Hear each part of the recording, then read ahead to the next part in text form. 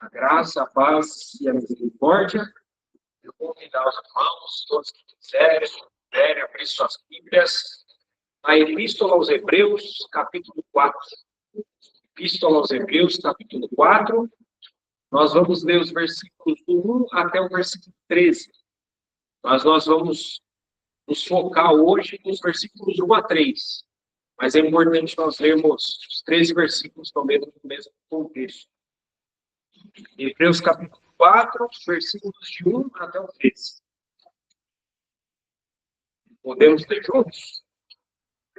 Temamos, portanto, que sendo-nos deixada a promessa de entrar no descanso de Deus, suceda aparecer que algum de vós tenha falhado, porque também a nós, como anunciadas as boas novas, confideram com eles, mas a palavra que ouviram não lhes aproveitou, isto não ter sido acompanhada pela fé naqueles que a ouviram. Nós, porém, se cremos, entramos no descanso, conforme Deus tem dito. Assim jurei na minha ira, não entrarão no meu descanso, embora certamente as obras estivessem concluídas desde a fundação do mundo. Porque em certo lugar, assim disse, no tocante ao sétimo dia, e descansou Deus no sétimo dia de todas as obras que fizeram. E novamente, no mesmo lugar, não entrarão no meu descanso. Visto, portanto, que resta entrarem alguns deles, e que por causa da desobediência não entraram aqueles aos quais anteriormente foram anunciadas as boas novas, de novo, determina certo dia, pois, falando por assim, muito tempo depois, segundo antes, hoje, se ouvirdes as tuas voz, não empressai os vossos corações. Ora, se Josué nos conhece para descanso, não deveria a respeito de outro dia. Portanto, essa é o repouso para o povo de Deus. Porque aquele que entrou no descanso de Deus, também ele mesmo descansou de suas obras, como Deus das suas. Esforcemos-nos, pois, por entrar naquele descanso, a fim de que ninguém caia, desobediência. Porque a palavra de Deus é viva, eficaz e mais cortante que qualquer espada de 2 gumes, e penetra até o ponto de dividir alma e espírito, juntas e medulas, e é apta para discernir pensamentos e propósitos do coração.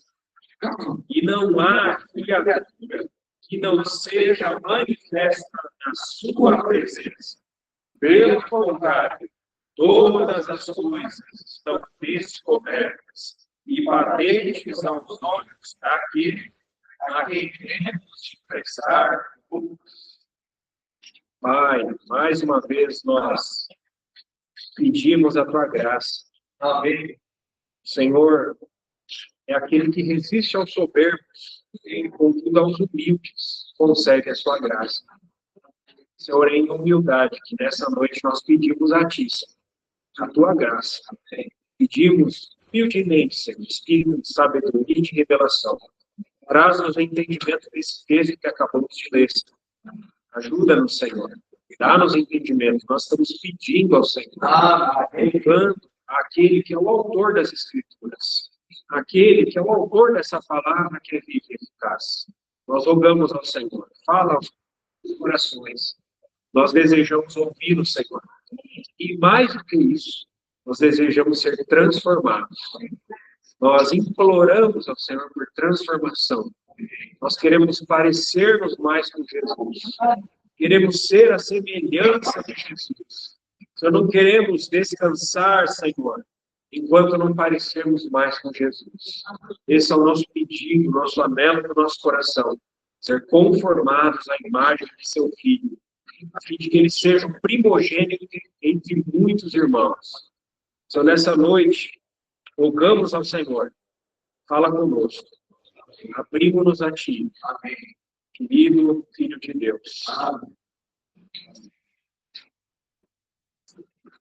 No capítulo anterior de Hebreus, capítulo 3, nós tivemos exposto diante de nós a perda do descanso de Deus por Israel. Israel perdeu o descanso de Deus, e com exceção da minoria, Josué e Caleb, toda aquela primeira geração que saiu do Egito viu muitos milagres, muitos. O maná caindo do céu, mar se abrindo, água saindo da rocha, águas amargas se tornando doces, dentre tantos outros. Viram as minhas obras por 40 anos, como o texto bíblico diz. Mas apesar deles terem visto muitos milagres, Deus em todo esse tempo falou com eles. Falou muito com eles. Eles não entraram na boa terra de Canaã, apesar de tudo isso. E a terra de Canaã, ela é apenas uma figura desse descanso que nós lemos aqui. Nós também vimos no capítulo 3, capítulo anterior, as causas, os motivos deles terem perdido esse descanso. Os motivos deles não entrarem no descanso de Deus. A causa, o motivo principal disso, conforme nós vimos no capítulo anterior, é a incredulidade, que está associada diretamente com a dureza de coração. Então, lembrando aqui, a Epístola aos Hebreus não se trata de salvar pecadores do inferno, é uma epístola para crentes, e para crentes que tiveram um tempo de jornada cristã, mas que estavam a ponto de retroceder. São crentes que colocaram a mão arada, mas olharam para trás. Estavam já querendo olhar para trás, melhor dizendo. E a palavra de Deus diz que ninguém que põe a mão na arada e olha para trás é apto para o reino de Deus. Não diz que ninguém perdeu salvação, mas diz que quem olha para trás não é apto para o reino de Deus. Então, o assunto de Hebreus é reino, herança, descanso de Deus, maturidade, conformação à imagem de Cristo. É esse o assunto de Hebreus. Então, nenhum crente que tenha qualquer resquício de incredulidade ou dureza do coração vai entrar no descanso futuro de Deus. Não vai. No período do milênio. Assim como Miriam profetiza, foi uma profetisa, mas também fez uma contenda. Arão também foi alguém muito usado por Deus, mas ele fez um bezerro de ouro. Moisés, grande líder do povo de Israel, Deus falou com ele na sarça. Deus se revelou para ele, olha, vai libertar o meu povo do Egito, que ele está clamando para mim. O povo de Israel está sofrendo. Moisés, vai, liberta esse povo. Moisés foi o homem mais manso da terra. Deus usou demais esse servo de Deus. Mas o que aconteceu com Moisés? No finalzinho, irmão, no finalzinho da jornada dele, ele estava ali já às portas, em Cádiz, cidade de Cádiz, que a gente viu que se chama Santidade. E em Cádiz, o Senhor falou para ele, Moisés, fala com a rocha, o povo está com sede, fala com a rocha. Moisés desobedece a Deus e fere a rocha 2 vezes, ao invés de falar com a rocha. E por conta disso, Moisés também não entrou na terra de Canaã. Então, eles não entraram na figura. Isso é na terra de Canaã. Isso é uma figura que exemplifica para nós como vai ser o final dessa era. Se nós queremos entender como vai ser o final dessa era, exatamente esse cenário do povo de Israel, prestes a entrar em Canaã. Nós também vimos, só que isso na semana passada, que a mútua exortação dos cristãos é o nosso remédio, é o nosso antídoto contra essa forma de apostasia, a incredulidade. Você vê alguma forma de incredulidade, algum irmão, algum resquício de incredulidade, começa a exortar mutuamente. E a gente viu que exortação não é chicotada nas costas, né? Exortação envolve muito mais de encorajamento do que chicotada nas costas. Então, até o versículo 11 do capítulo 3, é como se o autor de Hebreus estivesse trazendo diversas ilustrações, exemplos, figuras, recordações da história do povo de Israel, dos israelitas, para nós, trazendo lições para nós. E do versículo 12 em diante do capítulo 3, foi o que nós vimos na semana passada, do versículo 12 ao 19. E é como se o autor de Hebreus estivesse aplicando lições aos destinatários da carta. E a fundamentação da exortação, com essas histórias de Israel, já tinham sido dadas. Agora é hora de aplicar a palavra. Toda exortação funciona dessa forma. Tem uma fundamentação primeiro, porque simplesmente não é ordens sem fundamentação. Não é exortação simplesmente falando, faça isso. Sem explicar primeiro por que você deve fazer isso. Qual a fundamentação da vida? Então, biblicamente, a gente sempre vê que é explicado o porquê primeiro, é dado uma base, construído um alicerce, uma fundamentação, que depois fica muito claro para nós. Por que nós devemos aplicar essa palavra para nós? Os riscos, os perigos, tudo isso é aplicado muito claramente para nós. Então, vamos para o versículo 1, versículo 1 do capítulo 4. Temamos, portanto, e sendo-nos deixada a promessa de entrar no descanso de Deus, suceda parecer que algum de vós tenha falhado. Irmãos, que versículo maravilhoso. Confesso que esse versículo aqui é um versículo que ele condensa diversas verdades bíblicas. Há muito conteúdo dentro desse versículo aqui. O texto diz, já aplicando para nós esse versículo, primeiramente, deve haver temor em nossos corações. Temamos. O versículo começa dizendo, temamos. Mas o que nós devemos temer? O quê? Nós já sabemos que o assunto de Hebreus não é sobre receber salvação como a dádiva de Deus, e todos os crentes recebem ao crer. Então, o assunto aqui não é temer, quando fala temamos, a perda da salvação. Pois ela não pode ser perdida. Ela não é um assunto que depende de nós ou que está em nossas mãos. É uma dádiva de Deus, é um presente de Deus, a nossa salvação. Então, pouco a gente precisa ficar perseverando para provar que nós somos salvos. A perseverança cristã não está relacionada à salvação, mas ao reino que o Senhor prometeu aos que o amam. Quem ama o Senhor vai perseverar para buscar o reino. Se você vê que alguém não persevera para buscar o reino, esse até pode ter sido salvo, mas não ama o Senhor. Porque como nós podemos dizer que amamos ao Senhor, mas não amamos aquilo que Ele quer dar para nós? O Senhor tem uma herança para dar para cada um de nós. E Ele deseja nos dar essa herança. A gente fala, Senhor, eu te amo. Mas como você ama o Senhor e você não ama aquilo que Ele quer dar para você? Então, se refere ao reino que o Senhor prometeu aos que o amam. As obras cristãs, elas também estão relacionadas ao reino, não à salvação. Mas então, que temor é esse aqui que começa no início do versículo? Será que é para termos temor das situações que estavam apavorando os crentes hebreus ali? Das perseguições, das lutas, dos esportes, dos bens, das situações difíceis que estavam acontecendo com eles? O que o texto diz? O texto diz claramente que o motivo para temermos é porque nos foi deixada uma promessa. Uma promessa foi deixada para mim e para você. Que promessa é essa? O descanso de Deus. Uma promessa foi dada para cada um de nós. Descanso de Deus. Saibamos, existe um descanso e um descanso verdadeiro.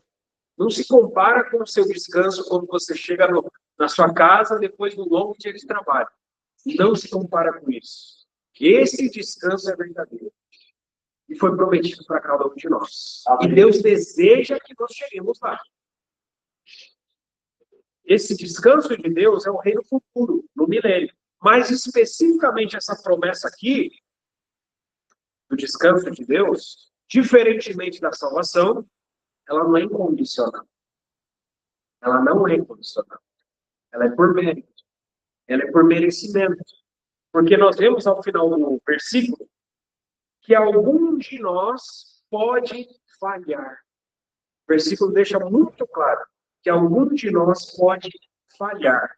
E, consequentemente, se a gente falhar, não receber aquilo que foi prometido. Descanso de Deus. Então, esse é o primeiro aspecto que a gente vê nesse versículo, o aspecto individual. O texto é muito claro. Um crente pode falhar e não entrar no descanso de Deus. Mas há outro aspecto também nesse versículo. E tem um tom aqui que é incrível. É um tom pastoral. É um tom coletivo. Porque o texto fala não apenas para temermos, porque eu e você podemos falhar e não entrar no descanso de Deus. Mas o coração de pastor, o autor de Hebreus, fica exposto, revelado. Quando ele diz, suceda parecer que algum de vós tenha falhado.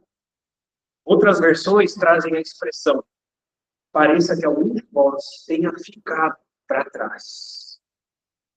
Então, nós já poderíamos, entre aspas, terminar a reunião aqui após esse versículo. E o aspecto prático, que é lembrar de nossos amados irmãos que parecem ter falhado.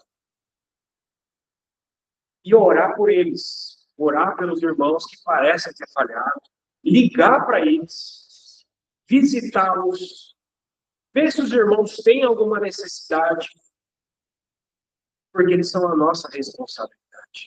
Cada irmão é nossa responsabilidade. Eles são a nossa coroa. Cada irmão é importante. Mas guardemos isso lá depois da reunião, esse aspecto prático, porque há momento para tudo. E cada momento tem o seu valor, sua hora e seu espaço. Mas não esqueçamos que a palavra ela aponta para o aspecto prático da nossa vida. O versículo aqui ele não diz para esperar o irmão falhar, e então você toma as devidas precauções. Não fala isso. O texto traz a expressão pareça. Pareça. Suceda parecer. Então, irmãos, basta a aparência de falha. Basta a aparência de falha. Não vai esperar o irmão falhar. Ele está parecendo que vai falhar. Opa, já hoje. Isso já, a aparência de falha já deve ser suficiente para nós tomarmos uma atitude de temermos em nossos corações. Algum de vós tenha falhado. E aí nós nos perguntamos, há irmãos em nosso meio que têm falhado? Ou que parecem que têm falhado? Há irmãos em nosso meio que estão com aparência de falha, parece que estão quase falhando? É hora da nossa atitude. É isso que o Espírito Santo vem dizer para nós. É interessante notar como o autor de Hebreus não diz aqui para você se preocupar com você ter falhado, mas com algum de vós. Ele tira os olhos de nós, mais uma vez. O autor de Hebreus já tirou nossos olhos para olhar para Cristo, já tirou nossos ouvidos de outras vozes, de olhar e ouvir a voz do Espírito Santo, e agora o autor de Hebreus tira os olhos de nós, mais uma vez, e leva a nós olharmos para os nossos amados irmãos. Um olhar pastoral. Um olhar de pastor. Jamais com um olhar de crítica ou de acusação. O irmão parece que está falhando, não é motivo para eu olhar um olhar crítico. Ou falando bem feito. Ou, parecia que ia acontecer isso mesmo. Isso não é o coração do pastor. Estava na cara que ia acontecer. O coração de pastor, do autor de Hebreus, nos leva a olhar para nossos irmãos com um olhar de pastor. Porque há um senso de urgência nas palavras de Hebreus, aqui dentro dessa advertência contra a incredulidade. O tempo que nós temos é hoje. O dia que se chama hoje. É claro que implicitamente o versículo fala que nós precisamos cuidar de nós mesmos para sermos aprovados e recebermos a promessa do descanso de Deus. Há verdades condensadas aqui, como a gente falou. Mas explicitamente, o autor de Hebreus nos ensina aqui o que é a carreira cristã. Vamos usar muitas coisas nesse versículo. O que é a carreira cristã? Essa carreira, essa jornada cristã, não é uma competição. Nós não estamos competindo com os irmãos. Não é a jornada cristã um ambiente onde eu puxo o tapete do outro. Não é como no mundo onde você prejudica os outros para você chegar sozinho. O seu objetivo é receber as glórias sozinho. Carreira cristã não é isso. Esse versículo ele revela para nós que a carreira cristã é uma corrida coletiva. É uma corrida coletiva. Nós não corremos sozinhos. Nós corremos juntos. E só podemos ser aprovados. Não, guarde isso. Nós só podemos ser aprovados se estamos dentro de um contexto de correr juntos. Não existe carreira cristã solo. Não existe crente que corre a carreira cristã sozinho. Crente que corre a carreira cristã coletivamente. Nós somos rebanho. O Senhor nos chama de rebanho. Nesse versículo aqui, ele também nos mostra que não pode existir a possibilidade de algum crente correr a carreira cristã sozinho, pois ele tem de estar inserido em um contexto onde esse versículo pode se aplicar. Não tem como esse versículo se aplicar à vida dele, já está desaprovado. Não vai entrar no descanso. O irmão despreza o congregar, já está desaprovado. Não vai entrar no descanso. O congregar é importante. A carreira cristã coletiva é importante. Preocupar-se com os irmãos é importante. Do contrário, essas palavras não estariam escritas para nós. Então, se um crente toma o caminho do individualismo, com quem que ele vai se preocupar? Com quem? Só com ele? Isso não é mesquinho demais? Aqui está implícita uma vida de comunidade, uma vida de assembleia, de ajuntamento. E que a vida cristã é uma questão de eu chegar e herdar a promessa. É nós chegarmos coletivamente e herdarmos a promessa. Não suceda parecer que algum de vós tenha ficado para trás. Tem algum irmão que ficou para trás? A gente precisa exercitar nossa memória, né, cara? Será que algum irmão ficou para trás? Será que tem a aparência de algum irmão que está ficando para trás? Vamos encorajar. Vamos chegar nele, encorajar o irmão e trazê-lo para o mesmo nível dos demais. O nosso coração é de até que todos cheguemos. Até que todos cheguemos. Não é de eu chegar. O meu chegar lá sozinho vai ser incompleto. Com menos sabor. Não importa se você chegou sozinho. Vai ter pouco sabor. O meu chegar lá sozinho vai ser incompleto. Se os irmãos que congregam comigo por anos não chegarem juntos. Vai ser uma satisfação, irmãos. Vai ser uma grande satisfação. Vai ser um prazer tremendo nós chegarmos juntos naquele dia. Nós que temos orado juntos, cantado juntos, labutando juntos, lendo a palavra juntos, participando de reuniões juntos, sofrendo juntos, suportando uns aos outros juntos. Vai ser um motivo de grande alegria. Nós vemos os irmãos que congregam conosco, juntos no descanso de Deus. Imagine quão grande choque seria naquele dia se nós chegarmos lá. 99% dos irmãos dessa assembleia. E aí o Alisson não chega. E aí a gente pergunta para o Senhor, Senhor, cadê fulano, Senhor? Aí o Senhor fala, fulano não chegou. Seria muito triste, na verdade. Nós podemos agir hoje para evitar isso. Está na nossa mão. O Senhor coloca isso na nossa mão.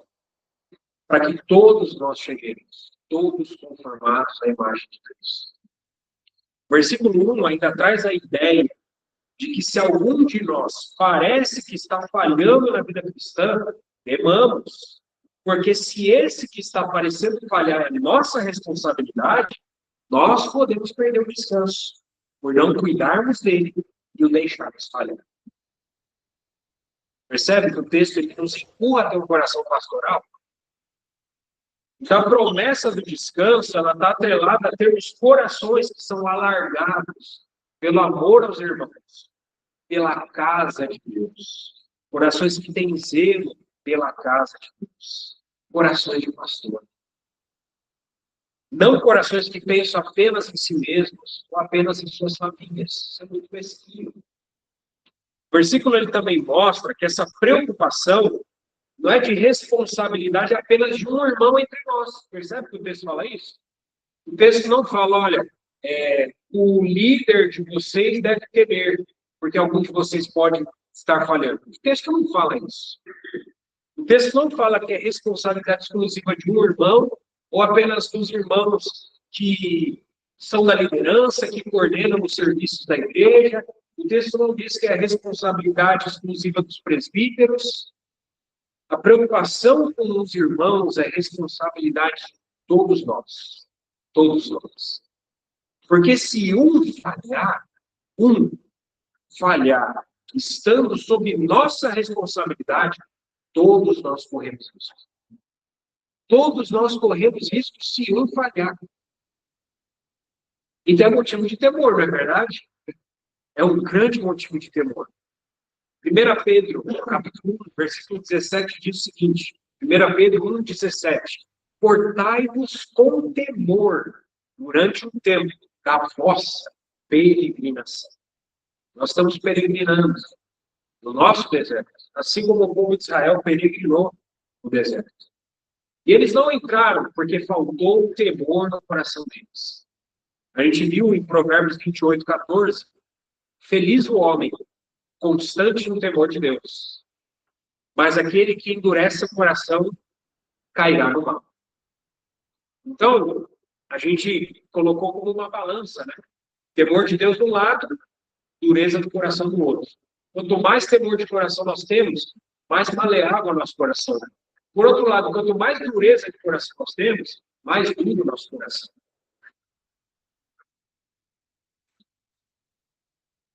Então,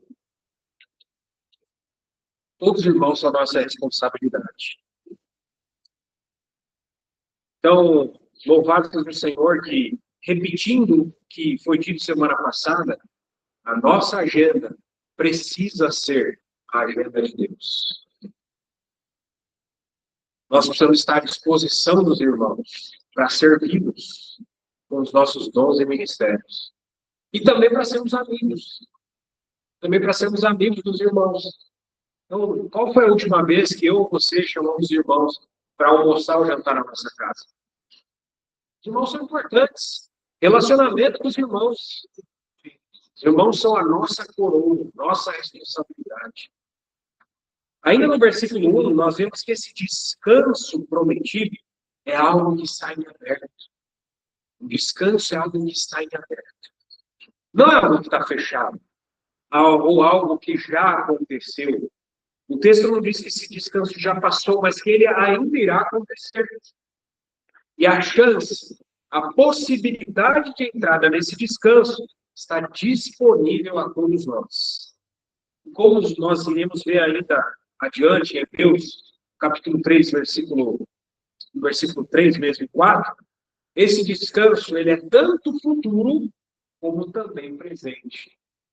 Mas o versículo 1 enfatiza o aspecto futuro desse descanso e a possibilidade de perda. Esse descanso aqui não pode ser a boa terra de Canaã, pois embora Josué conduziu o povo até Canaã, lá eles não eliminaram todos os cananeus que haviam naquela terra. E eles nunca tiveram um verdadeiro descanso em Canaã, mesmo na boa terra. Portanto, Canaã é apenas uma figura do descanso. Assim como Josué também é apenas uma figura do nosso Senhor Jesus. Aquele que nos conduz ao verdadeiro descanso. Portanto, por isso aqui nós já vemos que Cristo é maior que Josué. Josué conduziu o povo a um descanso figurativo. Cristo é aquele que nos leva e nos levará ao verdadeiro descanso. Amém. Um descanso superior. Versículo 2. Porque também a nós foram anunciadas as boas novas, como se deu com eles. Mas a palavra que ouviram não lhes aproveitou, visto não ter sido acompanhada pela fé naqueles que a ouviram.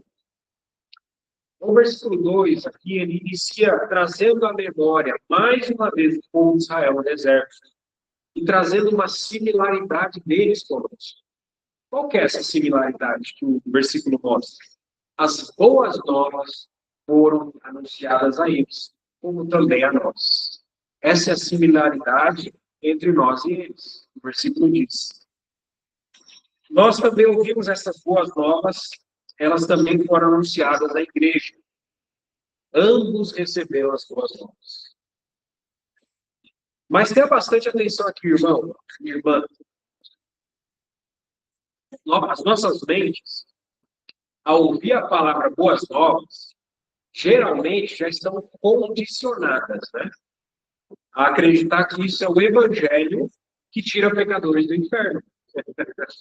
A nossa mente escuta a boa nova, é o evangelho da salvação. Mas não é esse o significado de boas novas nesse texto. O que determina o significado é o contexto que tem seguido as palavras. Então, o que são as boas novas aqui? As boas novas que foram dadas tanto aos israelitas no deserto, como também para nós, a igreja, é a promessa de entrar no descanso de Deus. Que é o que o texto do versículo 1 traz para nós. Perceba que o assunto do versículo 1 ainda não acabou aqui no versículo 2. Que é a promessa de entrar no descanso de Deus. A Bíblia, originalmente, sempre vale a pena repetir, não foi escrita com capítulos e versículos. Eles foram colocados posteriormente para facilitar. Mas muitas vezes isso acaba dificultando em vez de ajudar. Então, essa promessa, aqui no versículo 2, é mostrada como uma boa nova. Irmãos, de fato é uma boa nova. O descanso de Deus é uma boa nova. No versículo 2, ele continua e traz mais um que vem como uma lamentação. Ele traz um mas, né? Um mas. Esse mais vem como uma lamentação. Aos israelitas foram anunciadas as boas novas, mas uma lamentação. A palavra que ouviram, eles ouviram a palavra. Percebe? Eles ouviram. A palavra que ouviram não lhes aproveitou. Não lhes aproveitou significa que não teve proveito. Uma palavra sem utilidade. Uma palavra que não trouxe benefício. Foi algo sem resultado, sem valor. Algo que não serviu para nada, algo que não foi aproveitado. A palavra foi ouvida por eles. Não houve falha na transmissão da palavra. A palavra foi transmitida com perfeição. Mas onde houve falha? Houve falha no aproveitamento da palavra. Eles foram descuidados com a palavra que ouviram. Não deram o crédito que a palavra merecia. E a continuação do versículo prova isso. Visto não ter sido acompanhada pela fé naqueles que a ouviram. A palavra foi ouvida, mas os ouvidos e o coração que receberam essa palavra não colocou fé naquilo que foi ouvido. A parte de transmitir a palavra é responsabilidade de Deus. Então a palavra é transmitida e ela é ouvida. Mais uma vez que a palavra é ouvida, o bastão da responsabilidade é passado para nós. E o que nós devemos fazer ao ouvir a palavra? Dar um acompanhamento a ela. A palavra vem. Nós precisamos dar um acompanhamento para ela. Esse acompanhamento é o acompanhamento da fé. Outras versões dizem misturar a palavra com fé. Então, quando ouvimos a palavra, existe uma parte que é de nossa inteira responsabilidade misturar com a fé. E o motivo disso é porque é Deus que está falando. É Deus que está falando. A garantia de cumprimento da palavra é Deus que dá. Ele mesmo. Ele jura por ele mesmo. Então, uma coisa é eu estar falando uma coisa, ó, Carlão, tal coisa vai acontecer. Não dá muito crédito, não, viu, Carlão? Mas outra coisa é Deus falar. Quando Deus fala, nós precisamos dar crédito. Nós precisamos acreditar que aquilo realmente vai acontecer. Deus não é homem para que minta, nem filho do homem para que se arrependa. Porventura ele tem dito, não fará. O tendo falado, não cumprirá. Só um detalhe, né? Quando a gente fala de ouvir a palavra, quando o texto fala aqui, isso se refere ao que está falado nas Sagradas Escrituras, Antigo e Novo Testamento. E não a pregações da palavra, né? E muitas vezes você vai escutar uma pregação, você vai escutar uma pregação, e há muito pouco da palavra lá. Você tem que espremer, às vezes, para encontrar algo da palavra de verdade ali, né? Então, inclusive agora, os irmãos que escutam, façam o dever cristão de julgar o que está sendo ouvido, se há palavra de Deus. Porque algo pode estar sendo falado aqui e não ser palavra de Deus, ser algo meu pessoal. Então, o fato é que o versículo 2, ele traz um alerta de tragédia, traz um sinal vermelho para nós. Todo crente está sujeito a isso aqui, ter ouvido a palavra e não ter aproveitado a palavra que ouviu. E aí nós nos perguntamos, irmãos, quanto da palavra nós já ouvimos na nossa vida? Quanto tempo de cristão nós temos? Quanto da palavra de Deus nós já ouvimos? E aí, seguindo essa pergunta, a gente faz outra. Quanto da palavra de Deus que nós já ouvimos foi aproveitada? Foi acompanhada pela fé, misturada com a fé.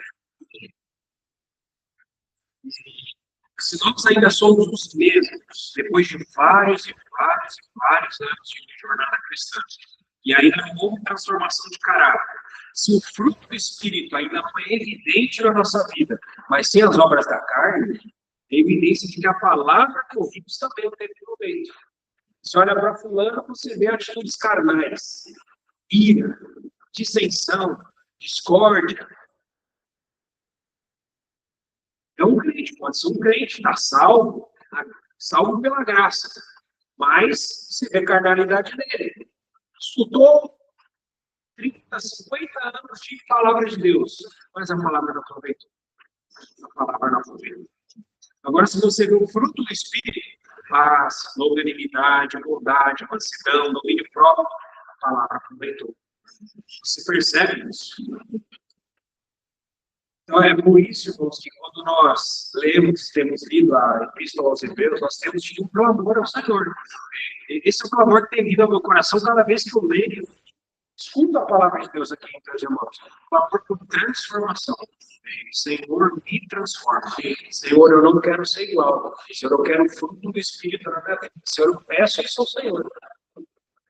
Transformação. Então, nós temos visto esses exemplos do povo de Israel no deserto. Irmãos, nós não queremos repetir a história. Nós não queremos repetir a história de Israel. Foi uma história trágica.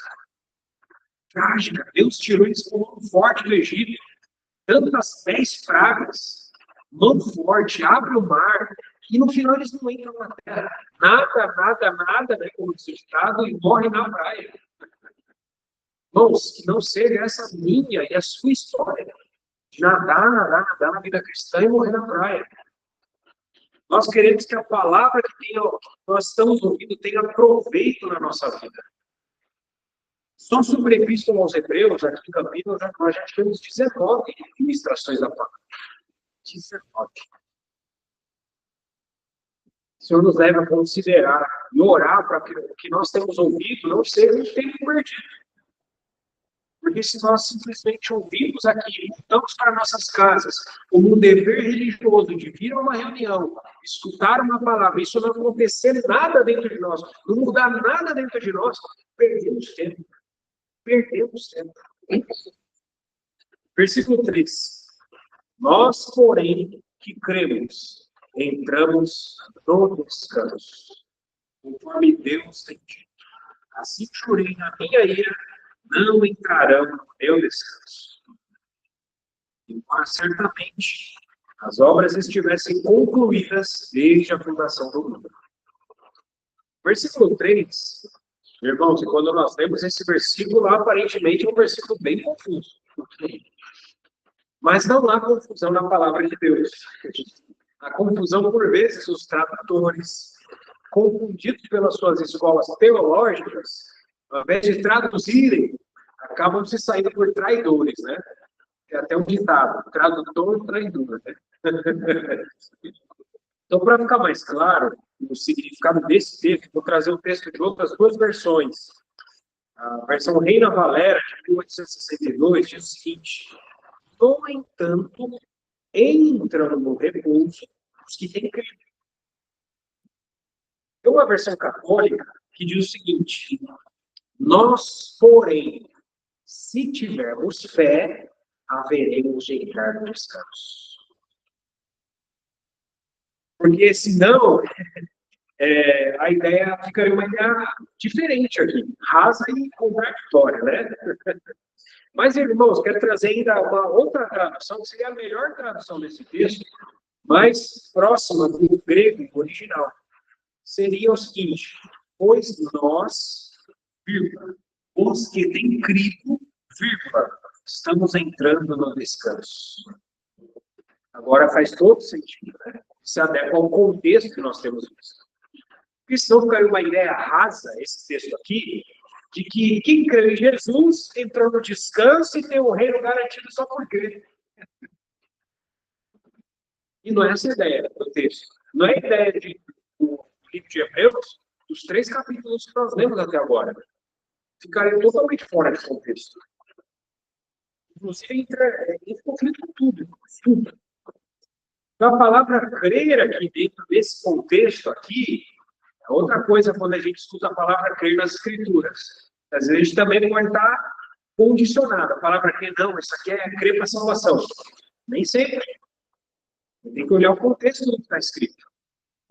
Então, esse crer aqui não é um crer para a salvação. Não é o crer inicial. O crer aqui está relacionado à palavra ouvida do descanso prometido. É uma palavra específica.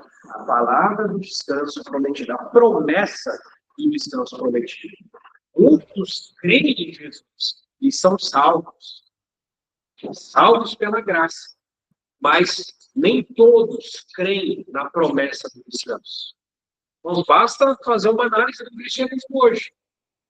Quantos estão perseverando para entrar no reino?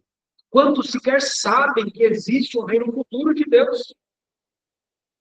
A gente falou em algumas reuniões anteriores. Poucos cristãos sabem até que existe um espírito humano dentro de si. Então, quando o povo de Israel ainda estava no Egito, o Senhor fala a sua palavra a eles, dizendo que os tiraria do Egito. Isso eles ainda estavam lá no Egito. O Senhor fala para o povo de Israel: olha, eu vou tirar vocês do Egito de mão forte. Eu vou levar vocês para uma terra que manda leite e mel. Deus falou. Promessa e descanso para eles. Ainda que um descanso figurativo. De todos que saíram do Egito, quais foram os que creram nessa palavra? Que ouviram essa palavra? 2. Josué, Caleb.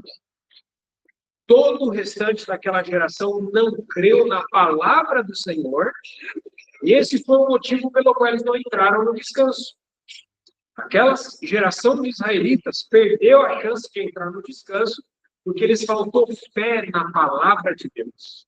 Eles duvidaram de Deus. Duvidaram de Deus. Duvidaram do que Deus disse. Crer é um ato de dar crédito, tomar por verdadeiro, confiar no que alguém diz. O versículo aqui ele diz em tom encorajador que os que têm crido na palavra ouvida, aqueles que dão crédito à palavra, entrarão no descanso. Estão entrando no descanso. O termo entrando, ou entramos no descanso, falado aqui no versículo 3, está aqui no tempo presente. Mas é um presente prospectivo. Vai olhar nos verbos, né, da língua portuguesa, é um presente prospectivo, que significa ações que ocorrerão no futuro, mas que estão próximas, consideradas certas, planejadas. ações, ao mesmo tempo, que serão futuras, mas que também estão em andamento. Um processo em curso. O termo aqui no grego, entramos, fica ainda mais claro para nós, porque dá uma ideia para nós de já, mas ainda não. Indicando que a entrada no descanso já começou, mesmo que a sua plenitude ainda esteja no futuro. Então, irmãos, um crente que crê nessa palavra, no evangelho do reino, aquilo que é chamado de evangelho do reino de Deus, que crê nisso, que busca isso, que persevera nisso, já hoje desfruta do descanso de Deus. Nós vamos ver na Epístola aos Hebreus que esses provaram a boa palavra de Deus. Inclusive até os poderes da era do mundo. Os poderes do mundo vindouro.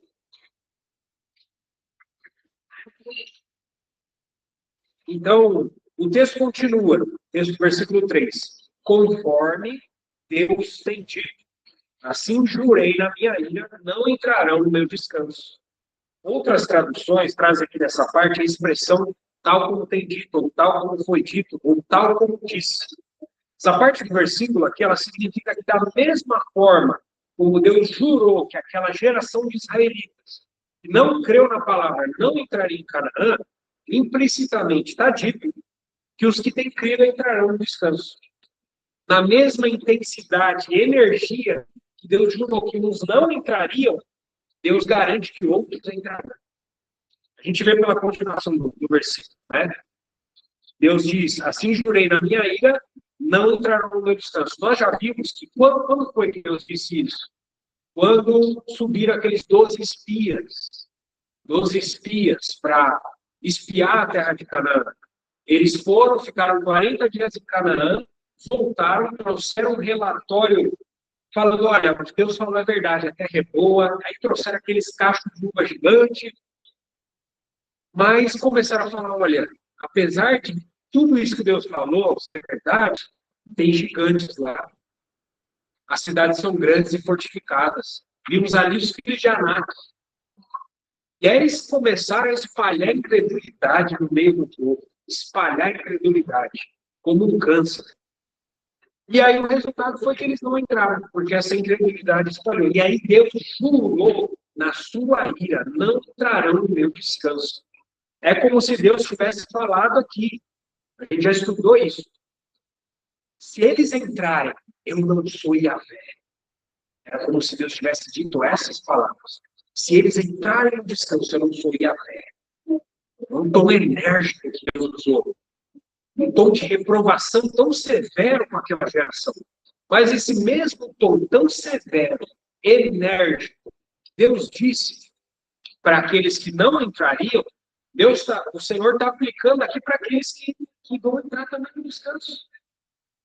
Aqueles que creem na palavra, na promessa do descanso, perseveram, buscam. Deus, da maneira bem tão enérgica, Ele garante, vocês vão entrar no descanso. Deus garantiu isso. Então, irmãos, Deus ele valoriza tantos que têm crido em sua palavra, que garante a entrada no descanso deles. Uma intensidade tão grande quanto aquele jurou que aquela geração não entraria no descanso.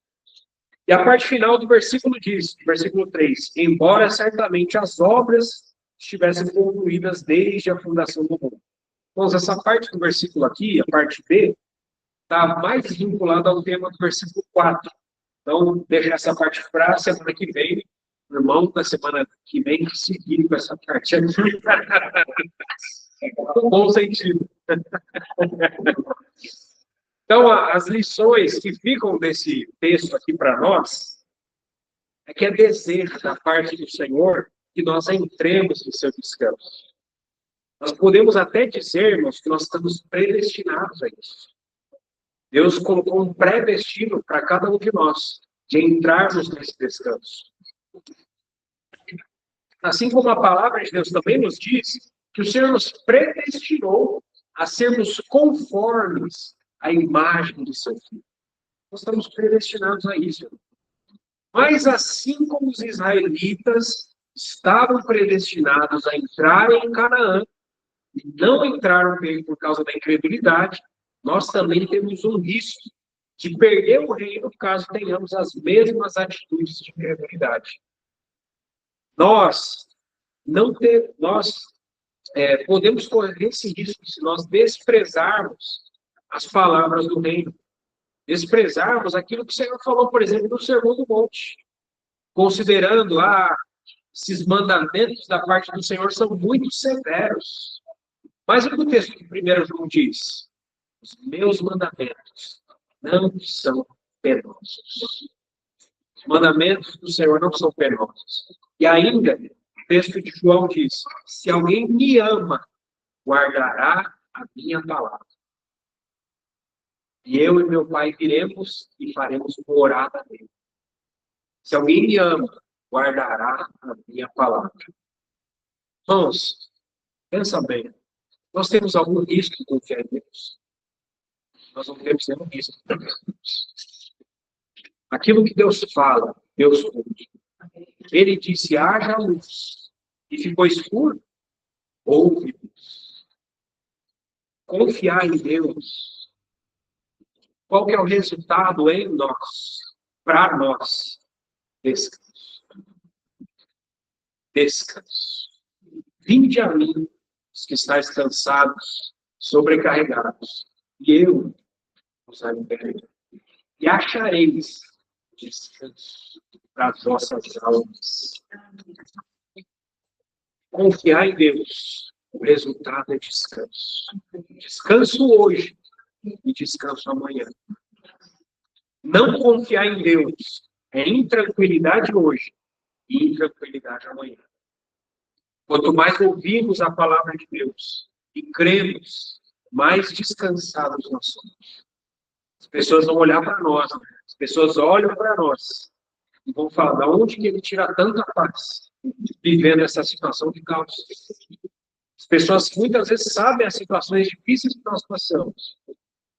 E elas podem até argumentar dentro delas, como é que consegue ter tanta paz? Como é que consegue ser tão descansado? Parece que a pessoa não está nem ligando. Não é isso. Eles não sabem que nós entramos no descanso de Deus. Descanso. Que é hoje e será amanhã. Eu gostaria de relembrar a primeira profecia bíblica. A primeira profecia da Bíblia. Está em Gênesis, capítulo 3, versículo 15. Deus diz que haverá inimizade entre a serpente e a mulher. E o descendente da mulher ferirá a cabeça da serpente, e a serpente ferirá o calcanhar do descendente da mulher. Gênesis 3,15. Essa é a primeira profecia bíblica. Quando alguma palavra sai da boca de Deus, afirmando algo, isso se torna um fato universal. Algo que Deus fez de uma vez por todas. Por isso que quando nós lemos o livro de Apocalipse, parece que está tudo no passado. Né, a irmã Márcia tem estudado. Parece que está tudo no passado, porque, de fato, tudo aquilo que Deus diz já está cumprido. Já está cumprido. Tudo que Deus fala está cumprido de uma vez por todas. Mas nós somos extremamente pequenos em relação à palavra de Deus. Porque nós estamos limitados a tantas coisas, e uma delas se chama cronologia. Quando a gente olha para esse versículo de Gênesis 3,15, isso aconteceu ou não aconteceu? Aconteceu. Deus prometeu isso assim que o homem foi expulso do jardim do Éden. Mas isso aconteceu ou não aconteceu? Aconteceu onde? Na cruz. 4.000 anos depois. 4.000 anos depois. Mas aconteceu. E nós cremos ou duvidamos que as palavras de Deus relacionadas ao livro de Apocalipse vão ou não acontecer. Exatamente do jeito que está ali. Nós não precisamos ficar fazendo adaptações à nossa época. A palavra de Deus é como ela está escrita. Não precisamos melhorar a palavra de Deus para ajeitar as nossas conveniências. Assim como Deus disse, irá acontecer. Então, nós somos pequenos. Mas, de fato, irmãos, na cruz, esse versículo de Gênesis 3,15 aconteceu. O calcanhar de Jesus foi ferido na cruz. Pregaram, os pés de Jesus na cruz.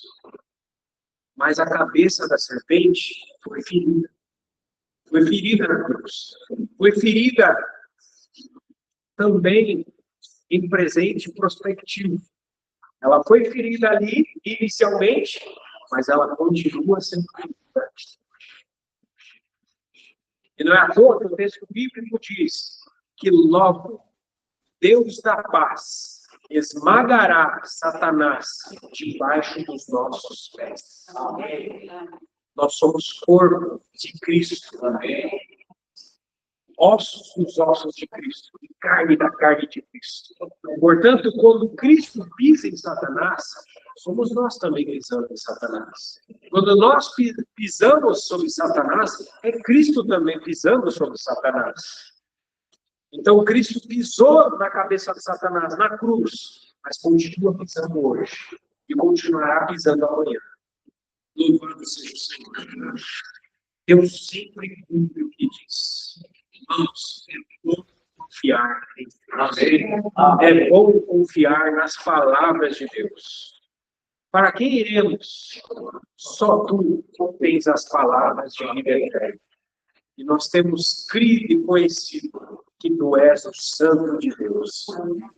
Ainda que nós não vejamos com os nossos olhos as promessas cumpridas, ainda que o Senhor, por um acaso tarde, e nós sejamos levados, ainda que nós viemos a morrer, ainda que nós não vejamos as promessas, nós temos a confiança de que as promessas irão se cumprir.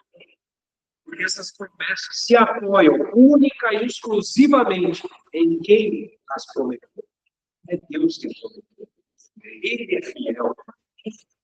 Por fim, irmãos, lembrar os irmãos sobre esse assunto ainda de incredulidade e fé, eu mandei um material de apoio para os irmãos, mas um paralelo interessante sobre... Eu só vou comentar sobre esse material dos 12 espias que confiaram em si próprios e olharam para sua força em relação à força dos gigantes e os 12 discípulos. Então, dentro desse material de apoio, a gente vê que tanto os 12 espias foram enviados por Moisés, como os 12 apóstolos foram enviados por Jesus. Ambos foram enviados por autoridade divina. Qual que era o objetivo de ambos? O objetivo dos 12 espias era observar a terra prometida, trazer um relatório. Esse texto de quando Jesus enviou os 12 discípulos, em Mateus 10, tá? O que Jesus falou para os 12 discípulos? Pregai, que está próximo o reino dos céus. Aqui é assunto relacionado ao reino. Pregai que está próximo do reino dos céus. E relacionado ao reino, o que o texto continua dizendo? Curai enfermos. Curai enfermos. Porque no reino os enfermos serão curados. Ressuscitai mortos. Purificar leprosos. Expelir demônios. Assunto do reino.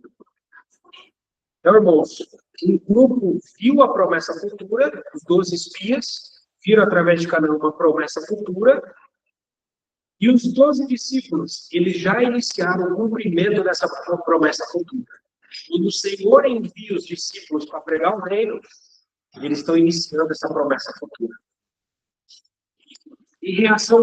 Qual foi a reação a essa missão? Em relação aos 12 espias, eles viram que de 12 que foram enviados, 10 voltaram com incredulidade, tremendo de medo dos gigantes, né?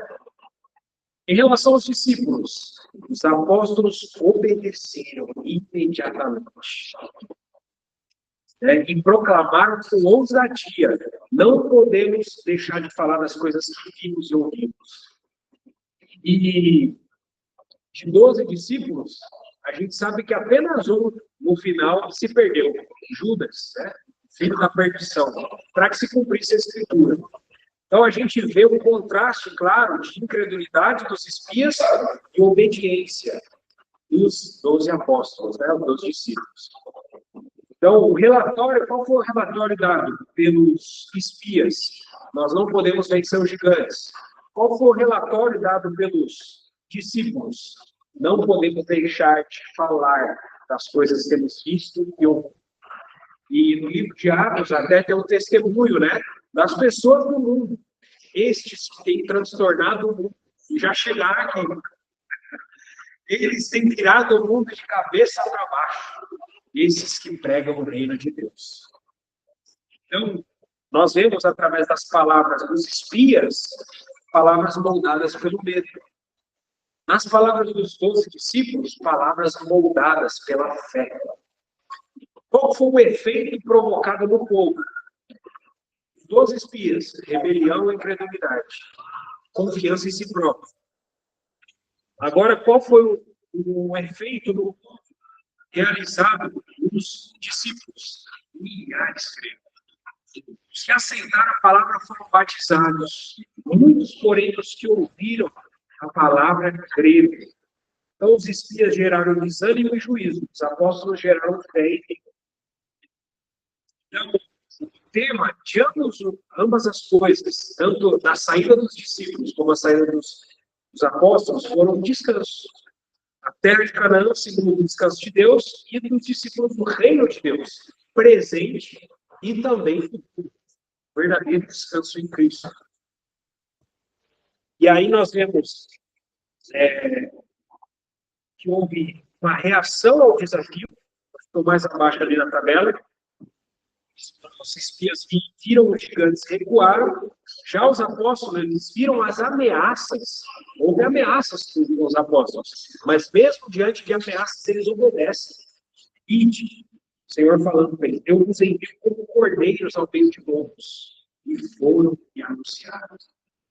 Nós vimos que eles não podiam deixar de anunciar aquelas palavras da vida eterna.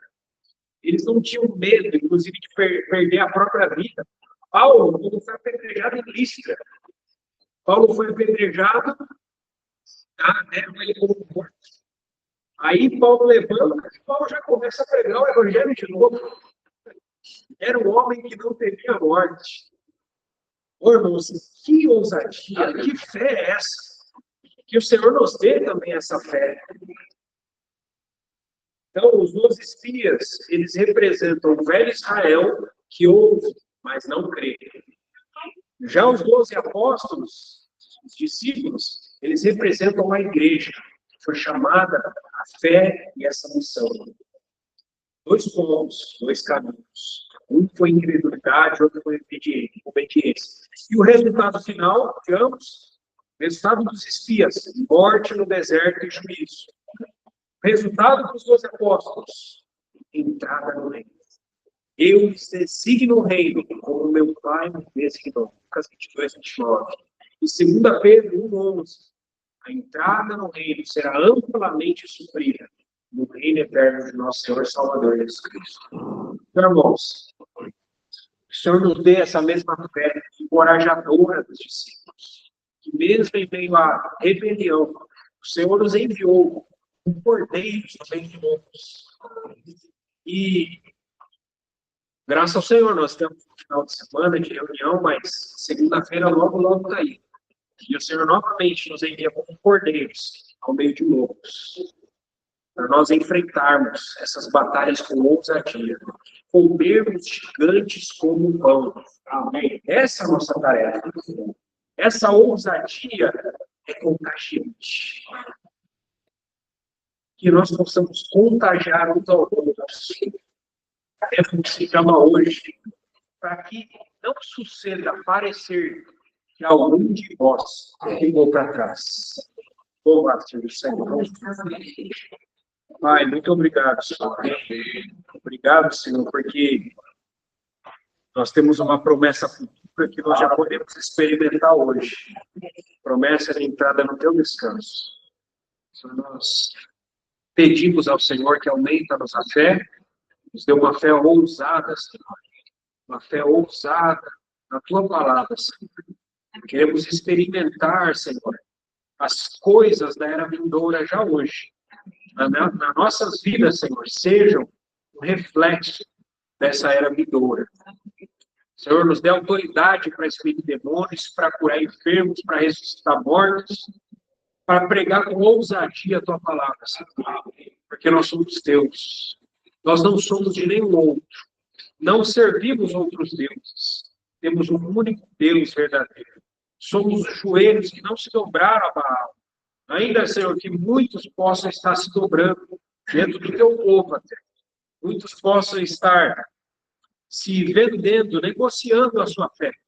Não queremos negociar a nossa fé, Senhor. Não queremos ter um perverso coração de incredulidade que nos afaste do Deus vivo. Pelo contrário, Senhor, nos dá ousadia para nos exortar mutuamente, para que possamos ter uma ampla entrada no reino eterno, possamos entrar junto com os nossos amados irmãos. Não queremos esquecer de nenhum, Senhor. Não queremos que ninguém fique para trás. Todos são importantes. Todos são a nossa coroa. Todos são a nossa responsabilidade. Ó, Senhor, dá-nos esse coração de pastor. Alarga o nosso coração. Tira toda a mesquinhez do nosso coração. Tira todo o estreitamento que há em nosso coração. Queremos amar todos os irmãos. Amar como o Senhor os ama. Porque a tua palavra diz que, como podemos dizer que amamos ao Senhor se não amamos ao nosso irmão? Senhor, dá-nos um amor, Senhor, pelos irmãos, para pastorear o teu rebanho, para servir-os como servos ao seu tempo, e não dizer que o Senhor vai tardar e passar a comer e beber com egos. Senhor, nós queremos ser um servo fiel e prudente. Ajuda-nos, Senhor, a colocar azeite, não só nas nossas lâmpadas, mas também nas nossas vasilhas, aguardando o encontro com o noivo. Ó, é isso que nós pedimos ao Senhor, em nome de Jesus.